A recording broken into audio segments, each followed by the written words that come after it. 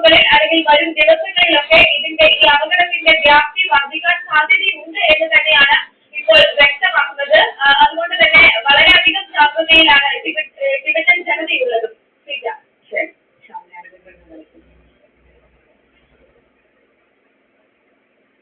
ഏത് കാലത്തും എവിടെയായാലും ചൂട് മരം പ്രത്യേകിച്ച് വലിയ കാറ്റിലും മഴയിലും മഴയും വീണാൽ വലിയ പ്രശ്നമാണ്.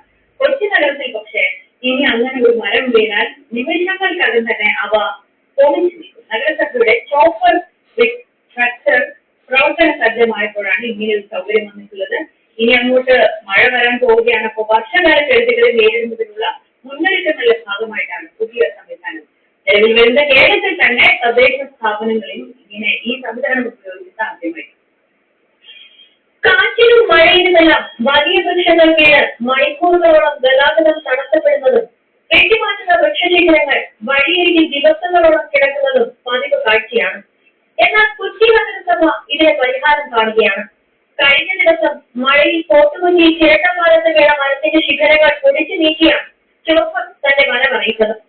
3 ലോഡ് വരുന്ന ശിഖരങ്ങൾ പൊടിച്ച് 3 ചാക്കിലാക്കിയാണ് കൊണ്ടുപോയത്. വലിയ ശിഖരങ്ങൾ നിക്ഷേപിക്കാനുള്ള ഇടവും ഒരു പ്രശ്നമാണ്.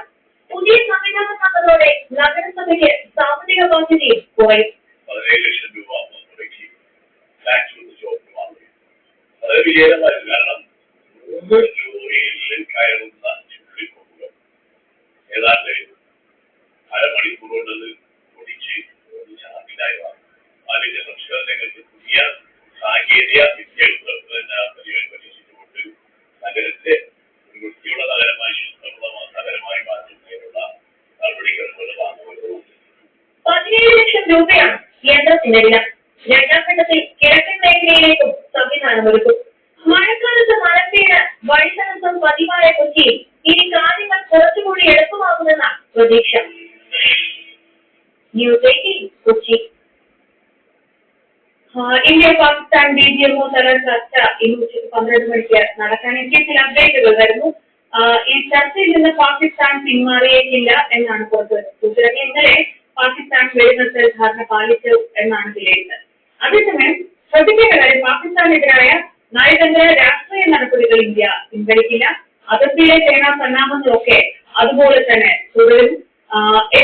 വിവരങ്ങളുമായി ഇങ്ങനെ ഒരു ആശങ്ക വരാൻ സാഹചര്യം മിനിഞ്ഞാന്ന് ഒരു ധാരണയുണ്ടായി. മണിക്കൂറുകൾക്കകം പാകിസ്ഥാൻ ആ ധാരണയിൽ നിന്ന് പിന്നാക്കം പോയി വെടിനിർത്തൽ ലംഘനം ഉണ്ടായി. ആ സാഹചര്യത്തിൽ ഇന്ത്യയിൽ അവിടെ ഒന്നും കേട്ടിട്ടില്ല. അതുകൊണ്ട് തന്നെ ഈ ചർച്ചയ്ക്ക് വരുമോ ഇല്ലയോ അങ്ങനത്തെ ആശങ്കകളൊക്കെ ഉണ്ടായിരുന്നു. ഇപ്പോൾ എന്തൊക്കെ കാര്യങ്ങളിലാണ് ഒരു കുറച്ചുകൂടി വ്യക്തമായി പിക്ചർ.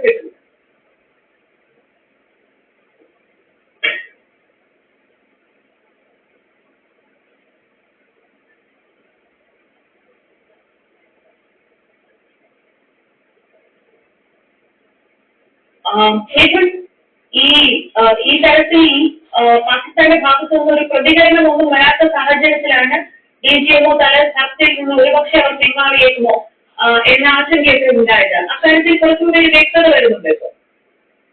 DGMO തലത്തിൽ പാകിസ്ഥാന്റെ ഭാഗത്തു നിന്ന് വ്യക്തത വരുന്നു.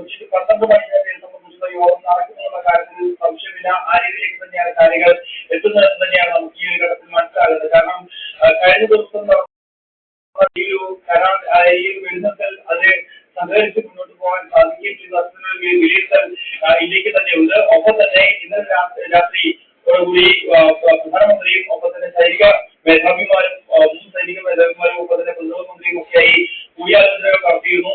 ഇനി ഏത് തരത്തിലാണ് മുന്നോട്ട് പോകുന്നത്, ഏതെങ്കിലും തരത്തിൽ പ്രകോപനം ഉണ്ടായാൽ അതിനെ എങ്ങനെ നേരിടും, അതിൽ കൃത്യമായ ഒരു വ്യക്തത ഇന്നത്തെ യോഗത്തിൽ വരുത്തണമെന്നുള്ള നിർദ്ദേശം എന്തായാലും മുന്നോട്ട് വയ്ക്കുകയും ചെയ്യും. അതടക്കമുള്ള കാര്യങ്ങൾ ഈ യോഗത്തിൽ ഉയർന്നിട്ടുള്ള ചില കാര്യങ്ങൾ ഇന്നത്തെ യോഗത്തിൽ മുന്നോട്ട് വെക്കാനാണ് ഇന്ത്യ തീരുമാനിക്കുന്നത്. ഒപ്പം തന്നെ പാകിസ്ഥാനെതിരെ എടുത്തിട്ടുള്ള നയതന്ത്ര തരത്തിലുള്ള നടപടിയും ഒപ്പം തന്നെ പ്രതിരോധ തരത്തിലെടുത്തിട്ടുള്ള നടപടിയും അത് നിലവിൽ നിലനിന്നുകൊണ്ട് തന്നെ മുന്നോട്ട് പോകാൻ തന്നെയാണ് ധാരണയെന്നാണ് മനസ്സിലാക്കാൻ സാധിക്കുന്നത്. അങ്ങനെയൊരു കാര്യം ഇന്ത്യ എന്തായാലും പാകിസ്ഥാനെ അറിയിക്കുകയും ചെയ്യും. ഒപ്പം തന്നെ സ്വാഭാവികമായും കഴിഞ്ഞ കുറച്ച് ദിവസങ്ങളെ സംഘർഷത്തിന്റെ പശ്ചാത്തലത്തിൽ അതിർത്തി മേഖലയിൽ സുരക്ഷ വർദ്ധിപ്പിച്ചിരുന്നു. കൂടുതൽ സേനാ വിന്യാസങ്ങൾ ഉണ്ടായിരുന്നു. ആ സേനാ വിന്യാസങ്ങളൊന്നും തിരികെ ഉടനെ മടക്കി വിളിക്കേണ്ടതില്ല എന്നൊരു തീരുമാനത്തിലാണ് സൈനിക വൃത്തങ്ങൾ ഉള്ളത്. കാരണം ഇനിയും പ്രകോപനം ഉണ്ടാകാനുള്ള ഒരു സാഹചര്യമുണ്ട്. അത് മുന്നിൽ കാണുന്നുണ്ട്. കാരണം ഈ വെടിനിർത്തൽ ഒരു സീസണിലേക്ക് കാര്യങ്ങൾ എത്തിയതിനു ശേഷം പിന്നീട് വീണ്ടും പാകിസ്ഥാന്റെ പ്രകോപനം ഉണ്ടാകുന്നത് നമ്മൾ കണ്ടതാണ്. അതുകൊണ്ട് തന്നെ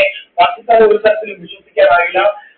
ഒരു കരാറിൽ ഏർപ്പെടാതെ തന്നെ ഇത്തരത്തിൽ ഒരു സീസണിലേക്ക് കാര്യങ്ങൾ എത്തിയപ്പോൾ പോലും തന്നെ അതിന് ആ ഒരു നടപടി അല്ലെങ്കിൽ ആ ഒരു വ്യവസ്ഥ പാലിക്കാൻ പാകിസ്ഥാൻ തയ്യാറായില്ല. അത്തരത്തിലുള്ളൊരു വിലയിരുത്തലിന്റെ അടിസ്ഥാനത്തിൽ അതിർത്തിയിൽ കൂടുതൽ സുരക്ഷയിൽ തന്നെ മുന്നോട്ട് പോകുക എന്നുള്ള തീരുമാനത്തിലേക്ക് തന്നെയാണ് സൈനിക മേധാവിമാർ എത്തിയതെന്നാണ് നമുക്ക് മനസ്സിലാക്കാൻ സാധിക്കുന്നത്.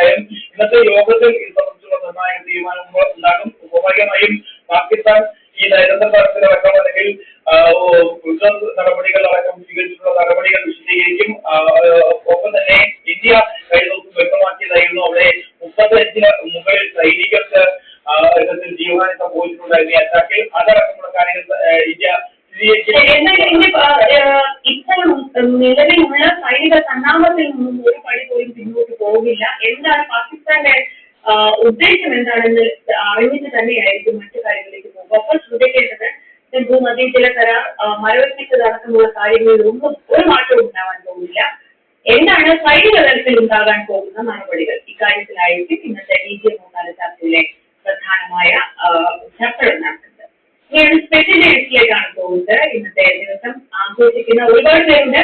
അതിൽ മണ്ണാർക്കാട് സ്വദേശി സൈദലവിയുടെ മകൾ ഫാത്തിമ അൽ മഹറയുടെ 3ാം ജന്മദിനമാണ്.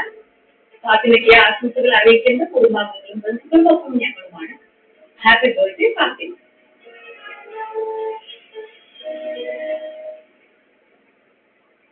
വാർത്തകളിൽ ചെറിയ ഇടവേളയെടുത്ത് നമ്മൾ പോലീസ് പെട്രോളിലേക്ക് പോവുകയാണ്. ട്രാൻസ്ഫർ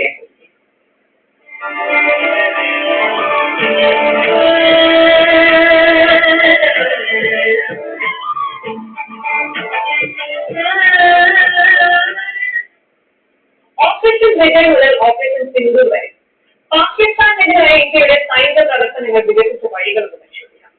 സ്വാതന്ത്ര്യത്തിന് ശേഷം പാകിസ്ഥാനെതിരെ ഇന്ത്യ നടത്തിയ പ്രധാന സൈനിക നടപടികൾ എന്തൊക്കെയാണ് എന്ന് നോക്കാം. ആദ്യത്തേത് വെസ്റ്റ് കാശ്മീർ വോർ എന്നറിയപ്പെടുന്ന 1947-48 ഇന്ത്യ പാക് യുദ്ധമാണ്. സ്വാതന്ത്ര്യലബ്ധിക്ക് ശേഷം 1947 ഒക്ടോബറിൽ ഗോത്ര സായുധ സംഘങ്ങളും പാകിസ്ഥാൻ റെഗുലേറ്റർമാരും ജമ്മു കാശ്മീരിലേക്ക് നുഴഞ്ഞു കയറിയപ്പോഴാണ് പാകിസ്ഥാൻ ആക്രമണത്തിനെതിരെ ഇന്ത്യയുടെ ആദ്യ സൈനിക പ്രതികരണം ഉണ്ടായത്. പാകിസ്ഥാൻ ഓപ്പറേഷൻ ഗുൽമാർഗ് എന്ന രഹസ്യ നാമകരണം ചെയ്ത ഈ കടന്നുകയറ്റം 1947 ഒക്ടോബർ 27 ശ്രീനഗറിലേക്ക് സൈനിക വ്യോമാക്രമണം നടത്താൻ ഇന്ത്യയെ പ്രേരിപ്പിക്കുകയായിരുന്നു. 1949 ജനുവരിയിൽ ഐക്യരാഷ്ട്രസഭയുടെ നേതൃത്വത്തിൽ വെടിനിർത്തൽ കരാർ ഒപ്പുവെക്കുന്നത് വരെ ഈ ഒരു സംഘർഷം നീണ്ടുനിന്നു. ജമ്മു കാശ്മീരിന്റെ ഏകദേശം 2 ഭാഗം ഇന്ത്യയുടെ നിയന്ത്രണത്തിലും ബാക്കിയുള്ള ഭാഗം ഇപ്പോൾ POK ഓക്കുപൈഡ് കശ്മീർ പാകിസ്ഥാന്റെ നിയന്ത്രണത്തിലുമായി. രണ്ടാമത്തേത് 1965 ഇന്ത്യ പാക് യുദ്ധം. അതിൽ ആദ്യത്തേത് ഓപ്പറേഷൻ ഡ്രില്ലാണ്. 1965 ഇന്ത്യ പാക് യുദ്ധത്തിൽ ഇന്ത്യൻ നാവികസേനയുടെ പ്രവർത്തനങ്ങൾക്കുള്ള പൂർണ്ണനാമമായിരുന്നു ഓപ്പറേഷൻ ഡ്രിൽ. ഇന്ത്യയുടെ പടിഞ്ഞാറൻ തീരം സംരക്ഷിക്കുക എന്നതായിരുന്നു പ്രധാന ലക്ഷ്യം. കാര്യമായ ആക്രമണങ്ങളൊന്നും നടന്നിട്ടില്ല എങ്കിലും ഈ ഒരു ഓപ്പറേഷൻ നാവികസേനയുടെ തന്ത്രപരമായ പുനർവിചിന്തനത്തിന് കാരണമാവുകയും തുടർന്നുള്ള വർഷങ്ങളിൽ കൂടുതൽ ശക്തമായ നാവിക തന്ത്രം രൂപീകരിക്കുന്നതിലേക്ക് നയിക്കുകയും ചെയ്തു. അടുത്തത് ഓപ്പറേഷൻ ഡ്രിൽ. 1965 ഓഗസ്റ്റ് പൂർണ്ണമായ യുദ്ധത്തിന് തൊട്ടു മുൻപായി പാകിസ്ഥാൻ ശ്രീലങ്കൻ ഷെല്ലാക്രമണത്തിന് മറുപടിയായി കാർഗിൽ മേഖലയിൽ ഇന്ത്യൻ സേന നടത്തിയ പരിമിതമായ ആക്രമണമായിരുന്നു. ഇന്ത്യൻ സൈന്യം പാകിസ്ഥാന്റെ